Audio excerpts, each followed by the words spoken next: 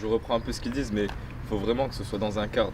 Le principe de liberté d'expression, c'est j'ai le droit de dire ce que je veux, quand je veux, à qui je veux, mais sans offenser personne. C'est faux. Oui, c'est faux. À l'extérieur, tu as le droit d'exprimer, tu as le droit de montrer ta religion, si tu veux, mais pas dans des établissements comme scolaires. Ni le prof, ni les élèves ont le droit de mettre un signe ostentatoire visible ou un signe de religion visible. Puis après, on a dit que discrimination, c'est une personne qui est jugée pour une cause, par exemple de couleur de peau, religion, idée, handicapé, une façon d'être, par exemple, être gay ou voilà, être ça. Pas d'accord, d'accord. Qui fait témoin? Ouais. On doit faire des choses qu'on peut faire à deux. Quand tu dis non, je ne comprends pas parce que c'est noir ou arabe. Quand j'ai commencé à m'intéresser à la religion, quand j'ai commencé à me renseigner justement sur cet aspect de la femme musulmane, voilée, soumise, comme on entendait beaucoup autour de moi, c'était ça. En me renseignant sur le sujet, en recherchant, je me suis rendu compte que absolument pas.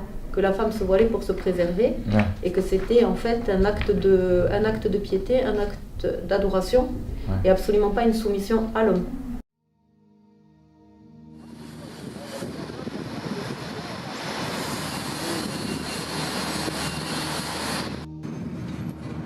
Je m'appelle Kautar et j'ai 40 ans. Je suis mariée avec un homme né au Maroc et qui a grandi en France et nous avons 5 enfants. Je suis née en France dans une famille non musulmane. J'ai découvert l'islam à l'âge de 19 ans et je me suis retrouvée dans ses principes. J'ai très vite décidé de porter le voile. C'était comme une évidence dans mon cheminement. C'est un choix assumé et je m'étonne que l'on puisse lui prêter une connotation politique ou y voir une quelconque provocation, car il n'a pour moi qu'une vocation spirituelle. Citoyenne française à part entière, j'élève mes enfants dans le respect de la République française, tout en leur inculquant les valeurs de l'islam, ce qui n'est pour moi pas contradictoire. Je pense que nous avons la chance de vivre dans un pays qui nous permet de vivre ensemble avec nos différences culturelles et religieuses.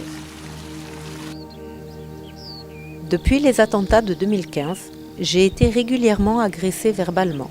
Si cela ne m'a pas impactée personnellement, cela m'a fait prendre conscience de la fragilité de notre capacité de vivre ensemble et m'a rendue soucieuse pour les générations futures.